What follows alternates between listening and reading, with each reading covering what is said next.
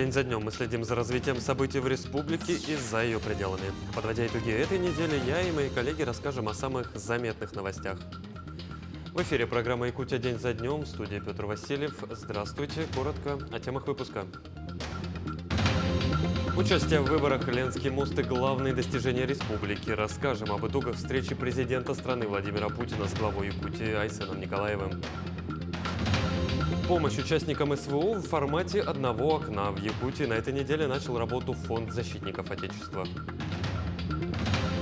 Основной этап ледохода на реках близится к завершению, а значит, стартуют перевозки паромов и навигация. Расскажем о тарифах и планируемых объемах. Одни лишаются единственного проезда, другие вынуждены соседствовать с опасным производством. Наши корреспонденты разбирались в проблемных вопросах жителей Якутска. Триумфаторы Олимпийских игр на якутской земле. На этой неделе титулованные спортсмены гостили сразу в двух районах республики.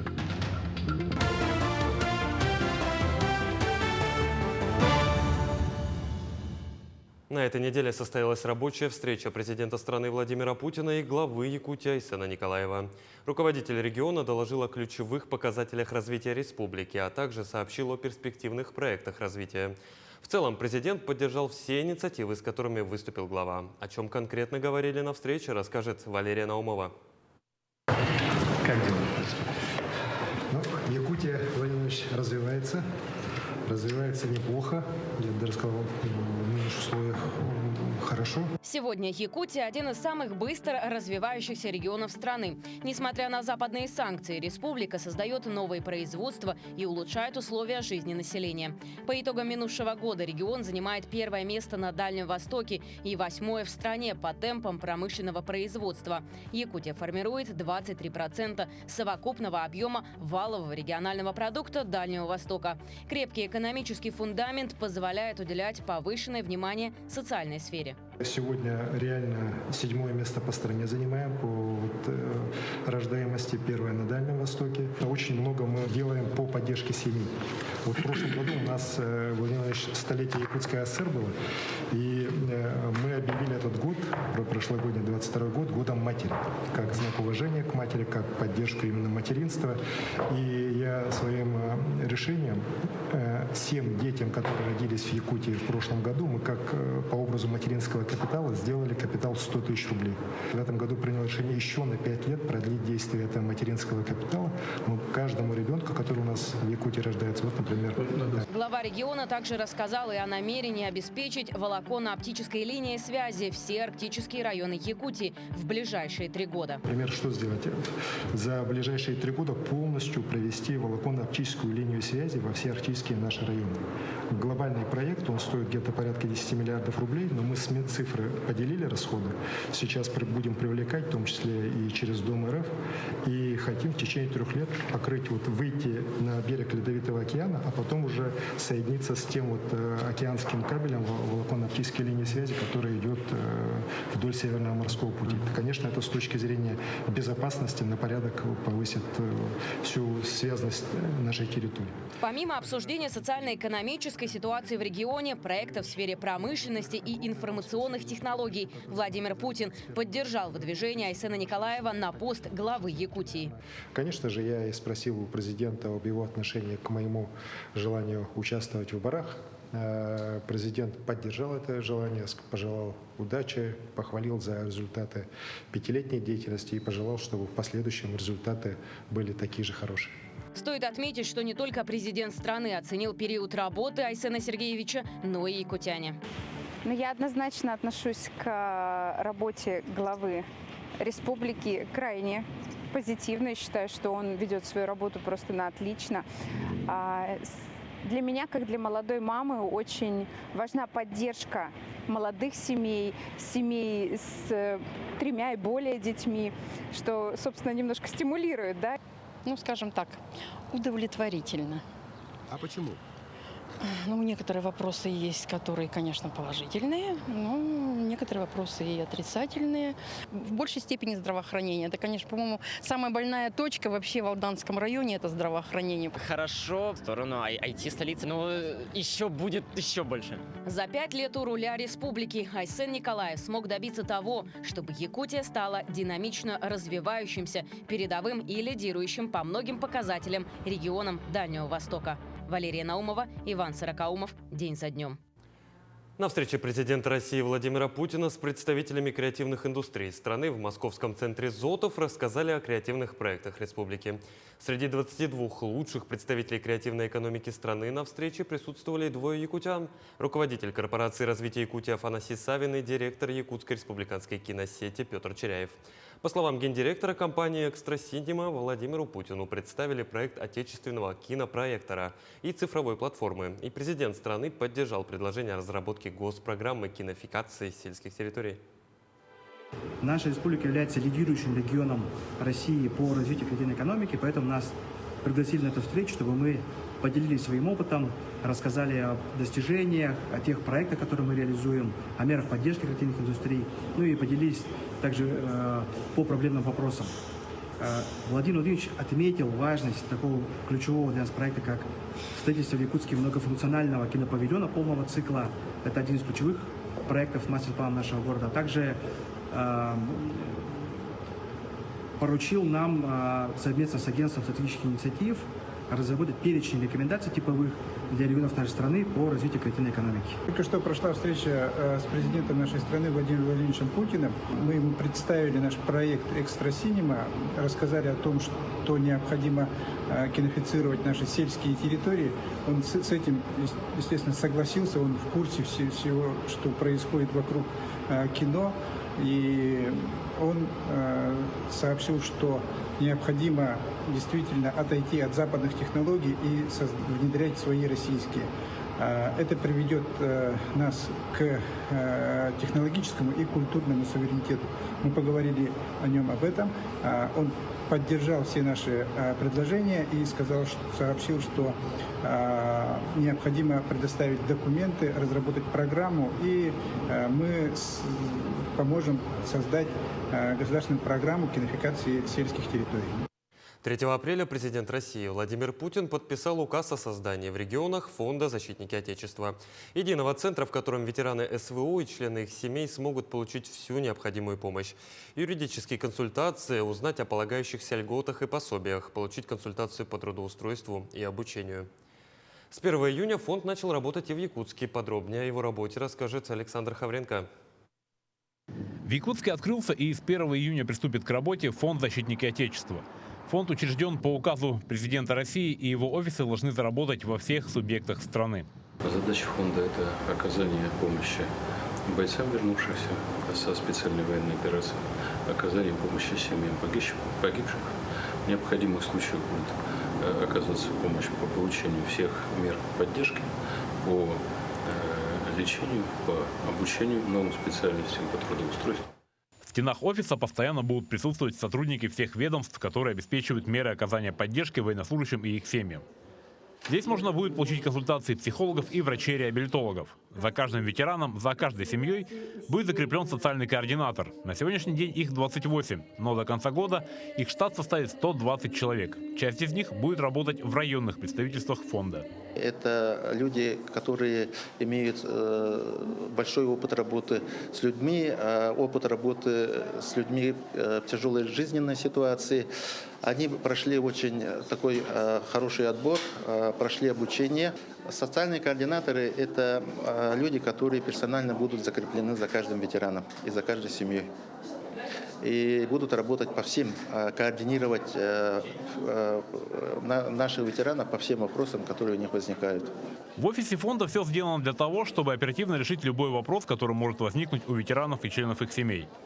Тут есть кабинет медика, где можно посмотреть образцы средств реабилитации, а также есть гостиная для бесед, где ветераны и представители сообществ смогут встречаться и общаться. С начала военной операции мы, родители, жены, семьи мобилизованных очень волновались. Мы даже не знали, куда подойти, кому подойти, что сказать, кто нам поможет, где наши сыновья. Вот такие вопросы волновали. И то, что открыли такой фонд, это очень хорошо.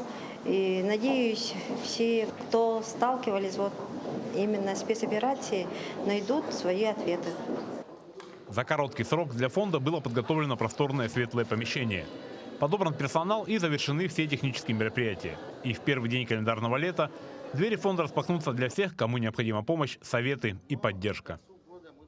Александр Хавренко, Семен Семенов, Якутск. Добровольцы волонтерского движения «Боевые шелкопряды Якутии» сплели и отправили бойцам-якутянам 250 наборов маскировочных сетей и нашлемников. С производством добровольцев ознакомилась Марфирина Алексеева.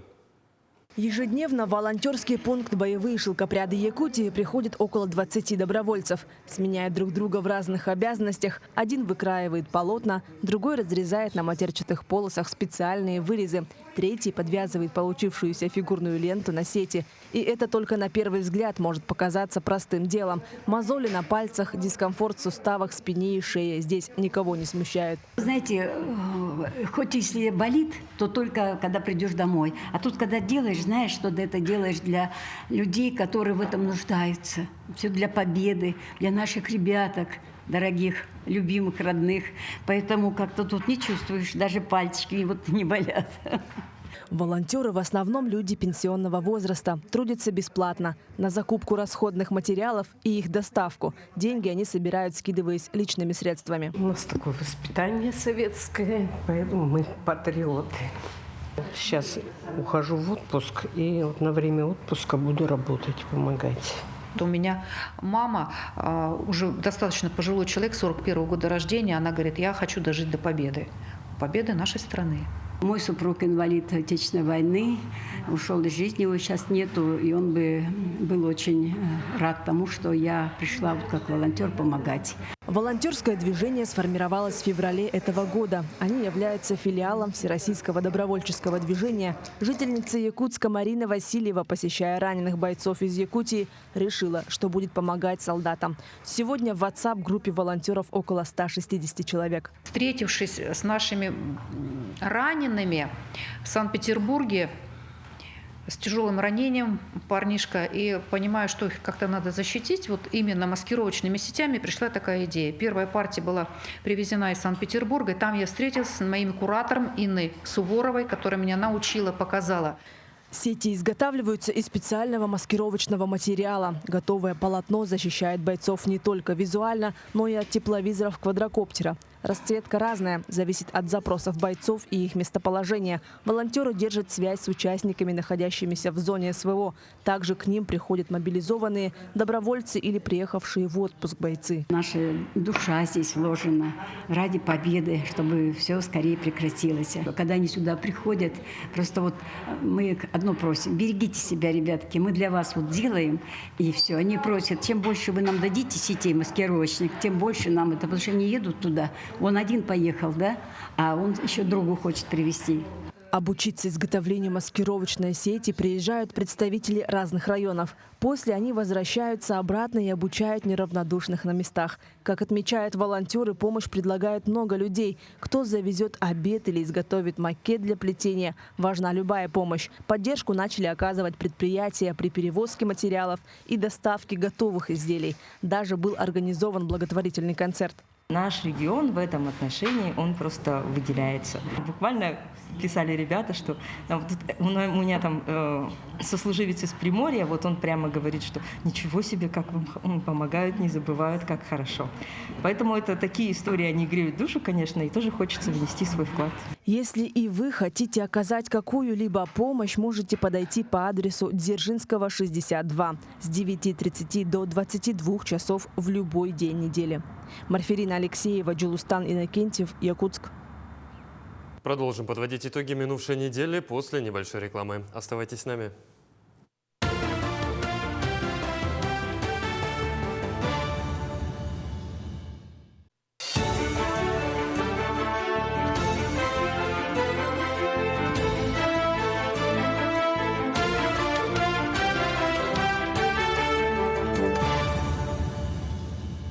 В эфире «Итоги недели» мы продолжаем.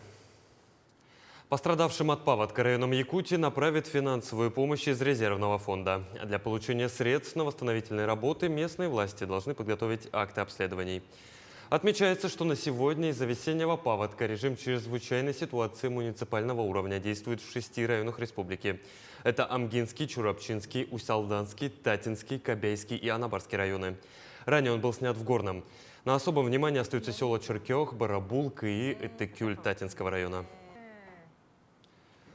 Как только русло и среднее течение реки Лены очистилось от льда, в Якутии стартовала навигация 2023. Пароходы, сухогрузы, тягачи и баржи в навигационный период будут доставлять грузы и перевозить пассажиров речным путем по всей республике. Об открытии навигации этого года расскажет Александр Хавренко.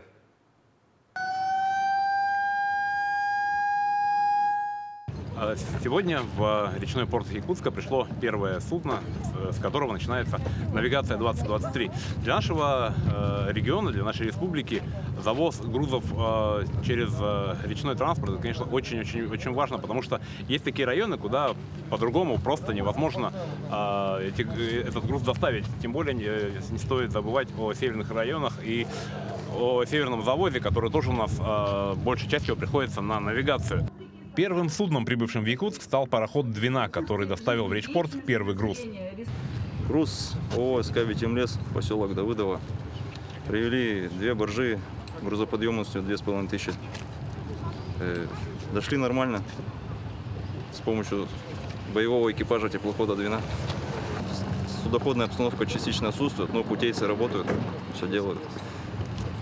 В речном порту есть традиция встречать первое судно и первый груз. С этого момента у портовых работников начинается сезон активных работ. Настроенные по-боевому, люди соскучились за межнавигационный, за зимний период, соскучились до работы. В принципе, порт в своем составе готов принять как и по паспортному, до 1 000 000 тонн. Все зависит от наших доблестных грузовладельцев, перевозчиков в том числе. Техника и люди готовы к активной фазе навигации, за которую планируется перевезти более 1,5 миллиона тонн коммерческих грузов, в том числе 350 тонн нефтепродуктов. Александр Хавренко, Георгий Григорьев, Якутск. Стало известно расписание движения паромов по маршруту Якутск-Нижний Бестях. Движение паромов начинается с 5 часов утра и заканчивается ровно в полночь. Первые паромы из Якутска отправляются в 5:30, 6:30 и 7:30 утра. Из Нижнего Бестяха в 5, 6 и 7 утра. Интервал движения паромов варьируется от 40 до 60 минут. На сегодняшний день здесь задействовано 6 паромов. Напомню, в этом году изменились цены на паром для легковых автомобилей. Стоимость перевозки легковой машины составила 650 рублей. Автомобиль до 2 тонн – 950 рублей, до 2,3 тонн – 1100, свыше 1400 рублей. Скоростные катера и грузопассажирские паромы начали регулярные рейсы по маршруту Якутск-Нижний Бестях. Всего курсирует 22 скоростных катера. И уже как 5 лет цены на них не меняются, стоимость составляет 500 рублей. Объем пассажиров увеличился? Очень. Я считаю, очень увеличился. Мы не справляемся. Мы работаем день и ночь. На сон у нас времени вообще нет. Расписание у нас из-за того, что паромы сейчас отсутствуют, как сказать, неточное расписание. Ходим по загруженности. То есть мы еще идем раньше времени. Загрузились, уехали, загрузились, уехали. Круглосуточно пока. А тарифы на легковые автомобили на паром в этом году увеличились на 30%. На сегодняшний день курсирует 8 паромов. В течение навигации их количество будет увеличено до 15. Цены на перевозку для остальных видов транспорта остались на уровне 2022 года. Будем так же работать, как работали. Будем качественно работать, стараться для своих пассажиров.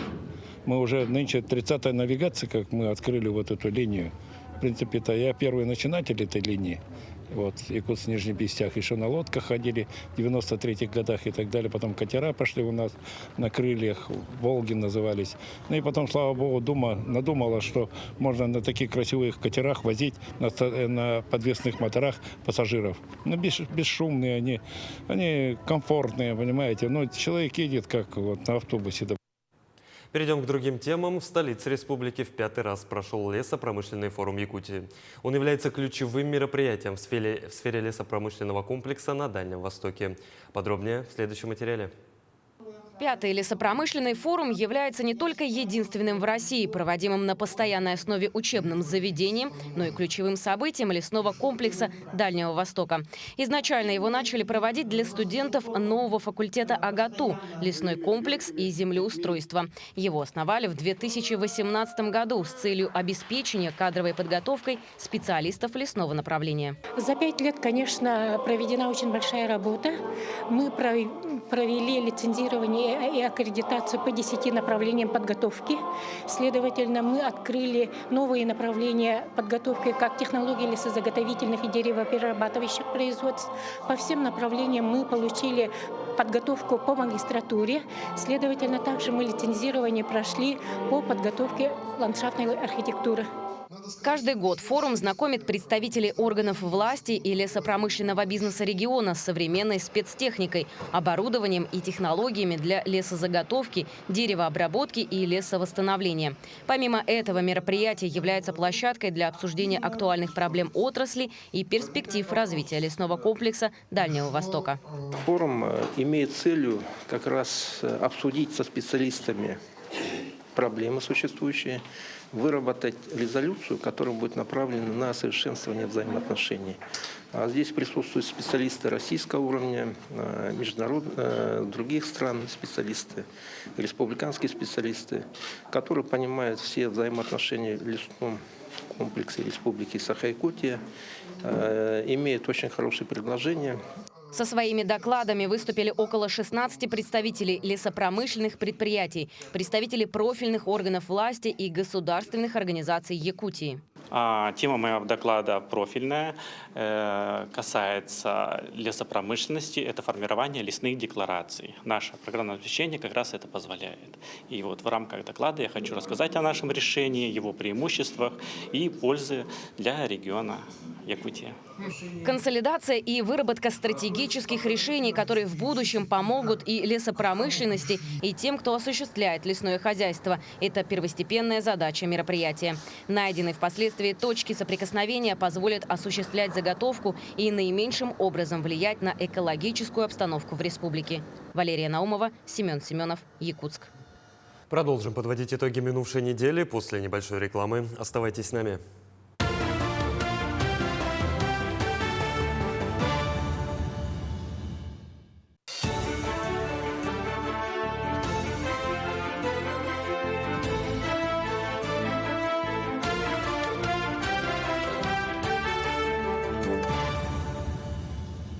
В эфире «Итоги недели» мы продолжаем. Около 20 семей в частном секторе Якутска могут остаться без единственной дороги. На одной из улиц Птицевода новый владелец частного участка способен лишить своих соседей возможности свободно передвигаться по улице. Галина Чекурова расскажет подробнее. На данный момент я нахожусь на единственной дороге улицы Птицевод, и уже скоро эта дорога будет перекрыта. Новый владелец данного участка собирается увеличить территорию своего дома до вон тех столбов. И уже в понедельник около 20 семей улицы Птицевод останутся без возможности выезда за пределы своей территории. Вот, если взять вот по границе этого участка, все, тут прохода вообще нет тоже. Жители пытались провести конструктивный диалог с новым соседом, но разговор не увенчался успехом. По словам одного из жильцов, владелец частного дома был настроен агрессивно. Мы вчера собирались, они здесь были, но разговор-то не выходит. Они убираются, мы документы оформили, все у нас собственность. Это же... И все, больше разговор кончаться на контакт, они не хотят идти.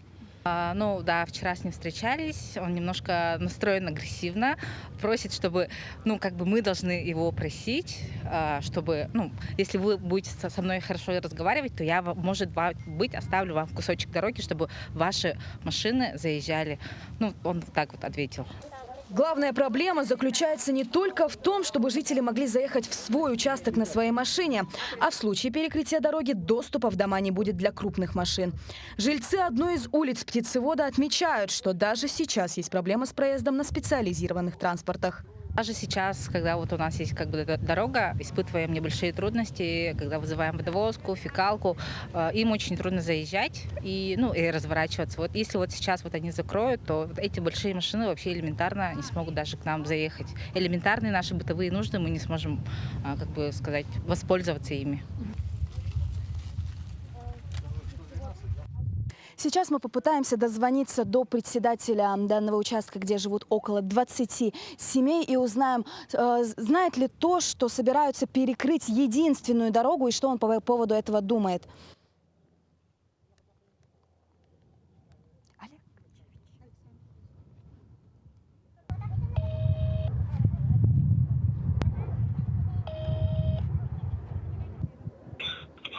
Олег Александрович, здравствуйте. Вас беспокоит корреспондент Якутия-24. У вас есть время со мной поговорить по поводу перекрытия дороги одной единственной?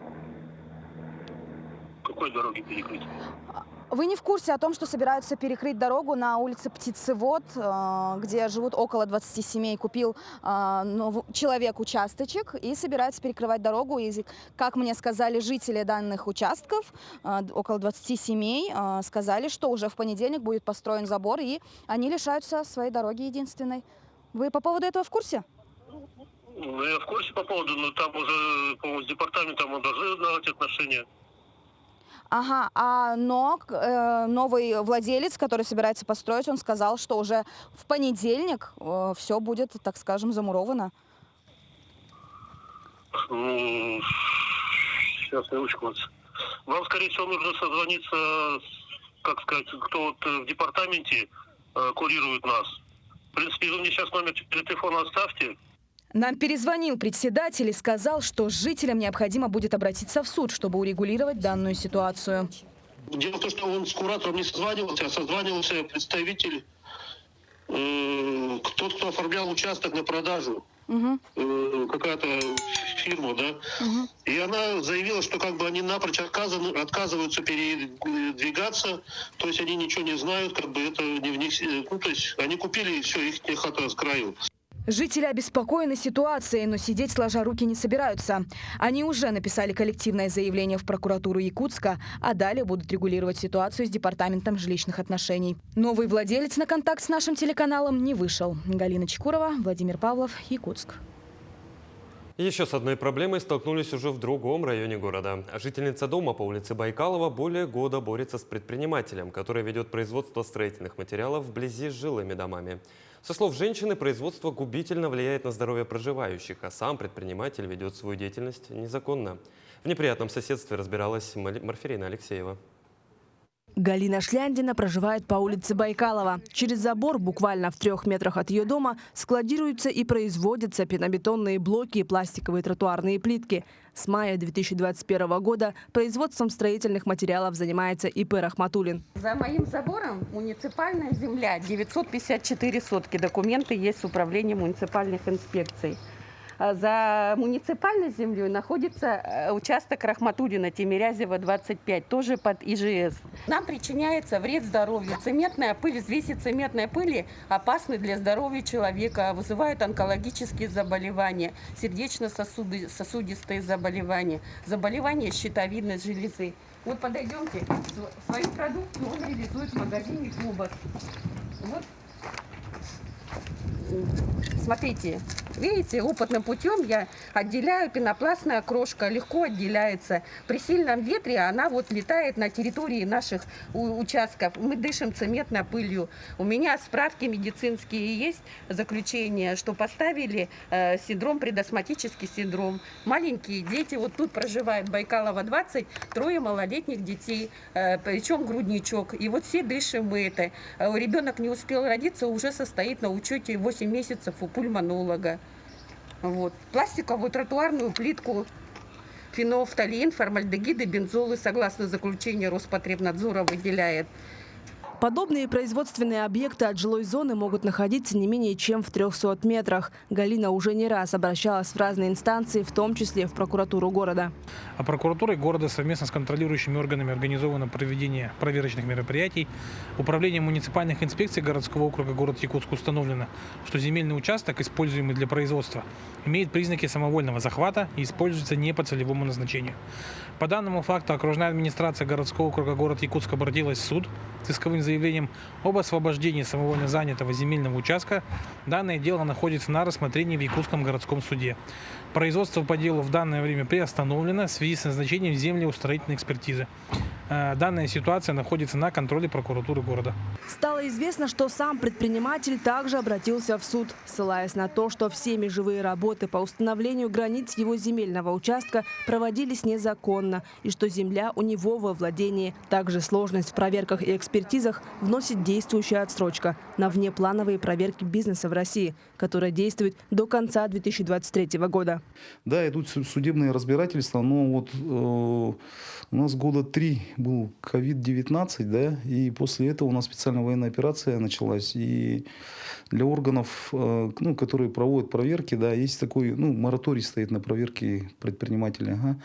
Они, эти проверки согласовываются с прокуратурой, а прокуратура согласовывает его, когда есть опасность жизнью, здоровью людей. Анализы Роспотребнадзора не выявили достаточной вредности, а предприниматель не вступает в диалог. По улице Тимирязева, где ведется производство, он не проживает. Телеканал Якутия 24, откройте. Нет, не надо, без этих. Сходите туда вот.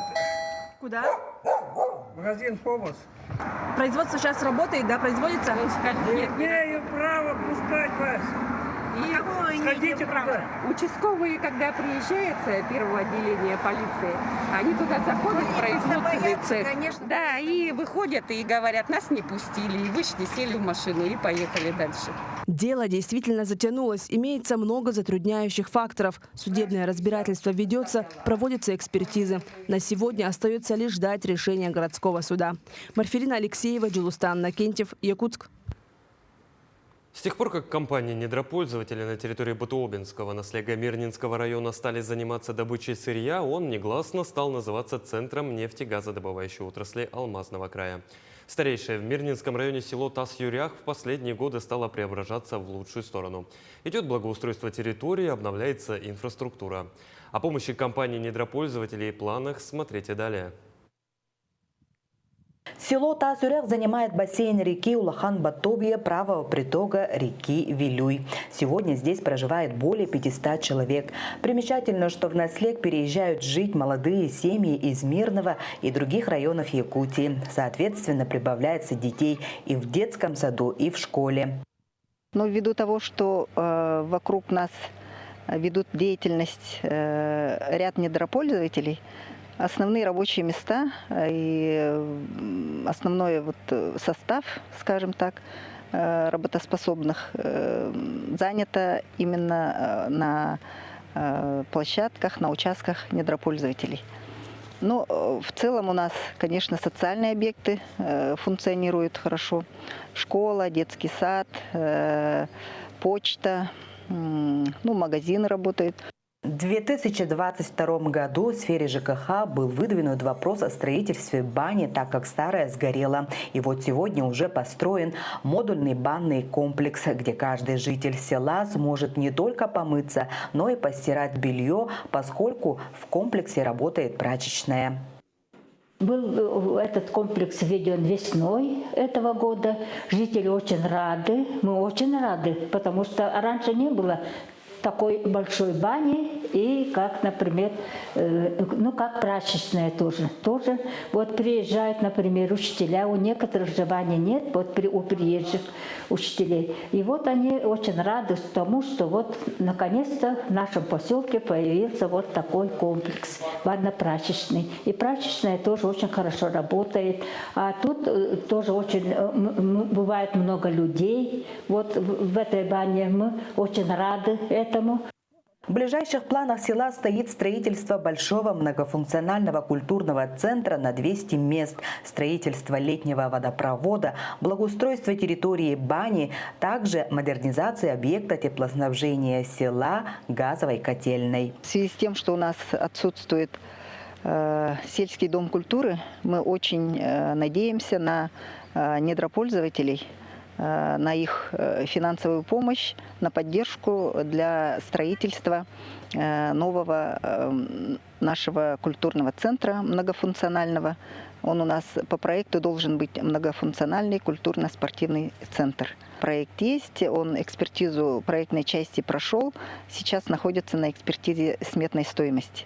Поэтому мы очень ждем, верим, что этот проект у нас реализуется. Мы планируем, опять же, с помощью недропользователей полностью отсыпать наши дороги внутрипоселковые, чтобы можно было удобно в период распутиться. И вообще, вот, если у нас центральная дорога более-менее отсыпана, более-менее, можно, скажем так, пройти в такой период дождливый или там межсезонный, когда грязь.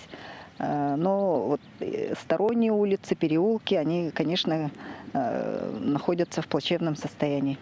В наследии сделано многое, и запланированное, и внесенное в муниципальные программы вне плана. Благодаря слаженной работе администрации и депутатов Наследного совета удалось достичь поставленных целей и выйти на новый уровень развития. Немаловажно, что сегодня компании-недропользователи, ведущие деятельность на территории Наслега, принимают многолетнее участие в социально-экономическом развитии села.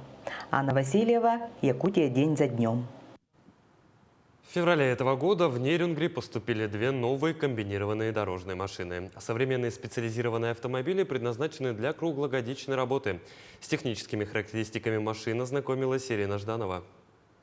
Такая техника избавляет дорожные службы от необходимости использовать несколько автомобилей в разные сезоны. Достаточно лишь установить необходимое оборудование, и можно приступать к выполнению различных видов работ.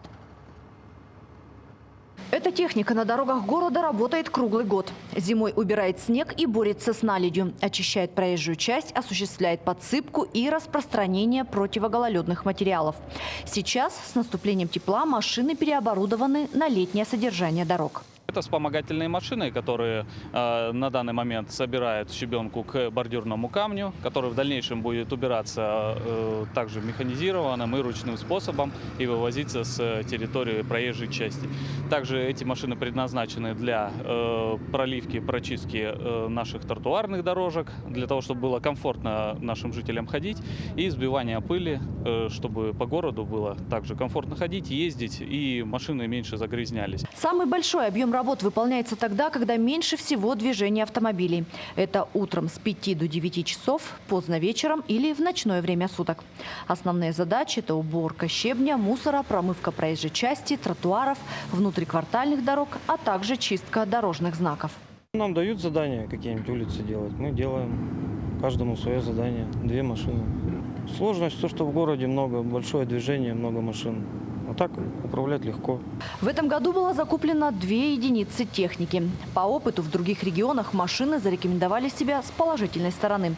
В том числе и в эксплуатации с грейдерами, погрузчиками, летними ручными и техническими видами работ. Наряду с уборкой улиц продолжается ремонт дорог. Поступило дополнительное оборудование для проведения ямочного ремонта и идет подготовка к сплошному асфальтированию центральных улиц города. Сейчас после оттайки, я думаю, что до ближайшие уже 2 недели начнется работа. Поэтому мы прекрасно видим ситуацию, ездим. Действительно, город, конечно, в не очень удовлетворительном состоянии в качестве дорог. У нас готовятся процедуры по ремонту дорог Южно-Якутской. Мы ждем одобрения от Республики Саха-Якутия, поддержки от правительства. И мы также понимаем прекрасно, что у нас в этом году перекресток Ленина и продолжение дружбы народов, поэтому работа будет такая достаточно активная. Очевидно, что порядок на улицах и своевременная уборка города положительно влияют не только на его облик, но и на самосознание жителей. Соответственно, чистота – это ключевой фактор комфортной среды, который необходимо поддерживать на должном уровне. Ирина Жданова, Захар Головин, Нерюнгри. Продолжим подводить итоги минувшей недели после небольшой рекламы. Оставайтесь с нами.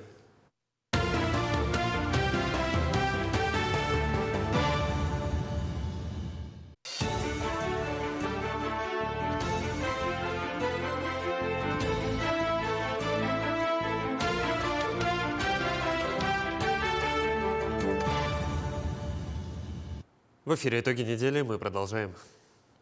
Индексация МРОТ, меры против лесных пожаров, лечение детей препаратами офф-лейбл и паспорт болельщика. Эти и другие законы и нововведения первого летнего месяца в обзоре Марии Кардашевской. От сбора биометрических данных для идентификации можно будет отказаться, подав заявление в МФЦ. Дополнительные меры защиты здоровья граждан, в первую очередь несовершеннолетних. Об этих и других нововведениях июня в нашем материале. С 1 июня можно будет отказаться от биометрической идентификации, то есть от сбора биометрических персональных данных в целях идентификации или отозвать ранее представленный отказ. Сделать это можно через МФЦ. Для этого нужно подать заявление в письменной форме.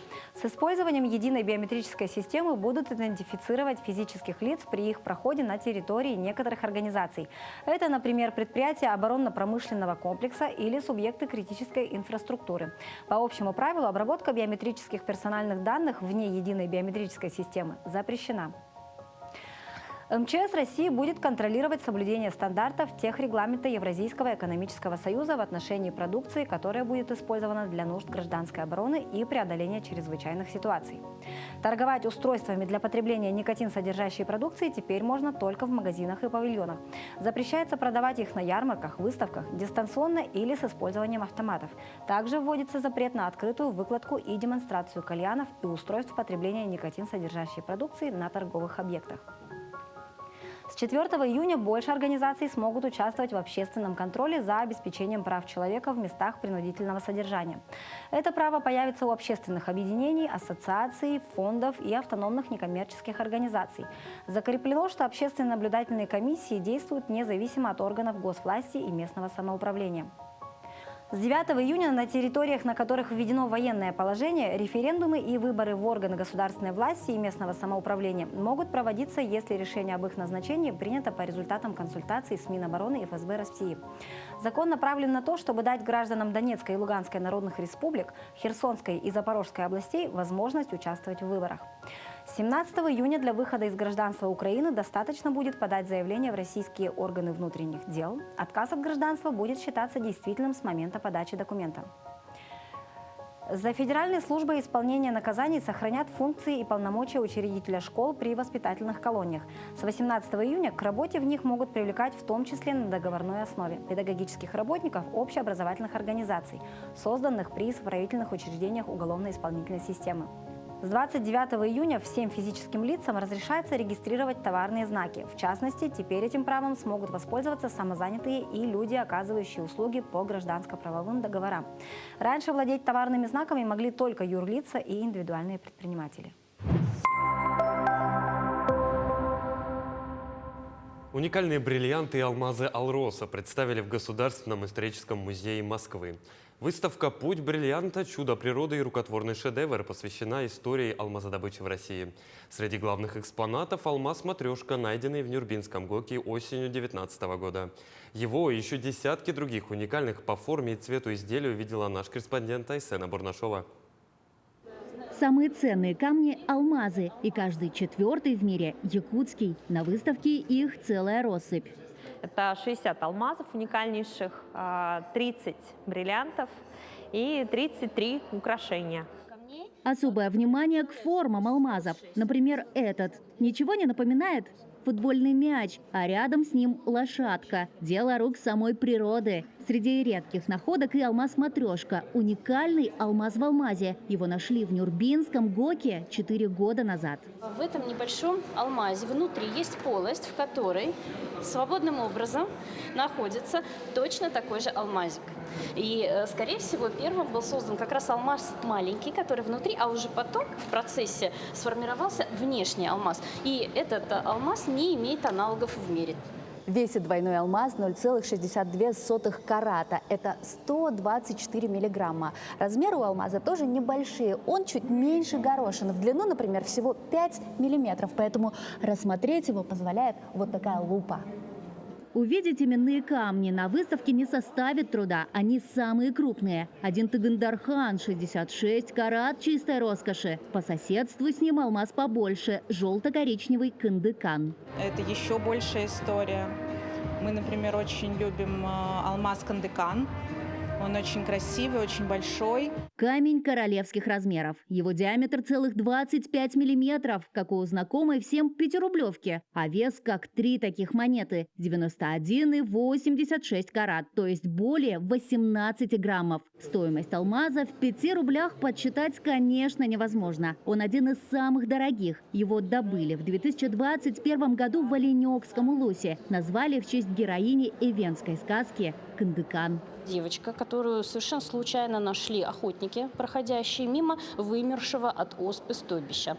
До сих пор непонятно, как вообще ребенок мог выжить в таких действительно нечеловеческих условиях. Можно сказать, что этот алмаз получил такое имя, как символ вот этой стойкости. Редкие по весу, цвету и форме. Этим камням не 100 миллионов лет. Чтобы стать лучшими друзьями девушек, алмазы проходят огранку. Но путь их начинается глубоко под землей. Месторождение, оно будет считаться хорошим для освоения, если в 1 тонне кимберлета будет найден 1 карат алмазов.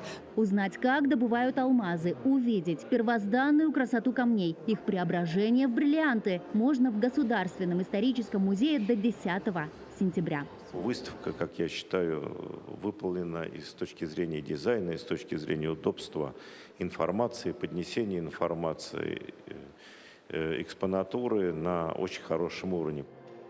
Айсена Бурнашова, Виктор Олесов. День за днем. Москва.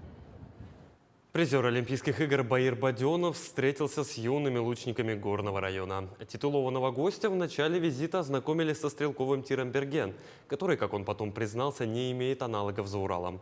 Самым волнительным моментом для олимпийского призера стал мастер-класс воспитанникам Бердикистяхской спортивной школы Олимпийского резерва. Титулованный лучник показал им свое мастерство и дал советы по технике своих направлений. Визит Баденова в Бердикистях не случайен. Стрелки Горного района – одни из лидеров республики. А с вводом нового стрелкового тира «Берген» этот вид спорта должен сконцентрироваться именно там. Знаете, я много всяких видел. Ни с чем даже лучше. Скажу, да, действительно, да. А у вас на родине Бурятии вот такой есть? Родина у меня Забайкальский край. Нету такого. Такого тира у нас нет, я не видел. Да. А я сам вырос в подвальном помещении, в подвале стрелял. У нас таких условий не было. У меня там, где я стреляю, всего лишь 4 щита влезало и все. А вот тут сколько щитов? 10 щитов без проблем. Да, это шикарно. Чурапчинский район тоже посетил олимпийский чемпион, но уже по вольной борьбе. Сослан Рамонов визит состоялся благодаря приглашению главы улуса Степана Саргадаева и Управления физической культуры и спорта. В рамках 95-летия великого тренера Дмитрия Коркина Сослан Рамонов посетил музей спортивной славы, где ему рассказали о цикле работы выдающегося тренера и о достижениях его воспитанниках. Затем в многофункциональном спортивном комплексе имени Александра Федотова именитый олимпиец провел мастер-класс по вольной борьбе среди юных спортсменов Чурапчинского района.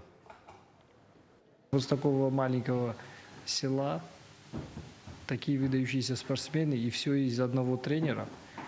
Выходцы из одного тренера. Это, наверное, и говорит о том, что тренер был выдающимся, и надо ему подражать. И я бы хотел, чтобы за его системой следили и более глубоко изучили, и все полезные информации, чтобы всегда забирали. Такой запомнится минувшая неделя глазами наших корреспондентов. Вы смотрели итоговую программу «Якутия. День за днем». Мы и дальше продолжим следить за развитием событий в республике и за ее пределами. Ну а я с вами прощаюсь. Всего доброго.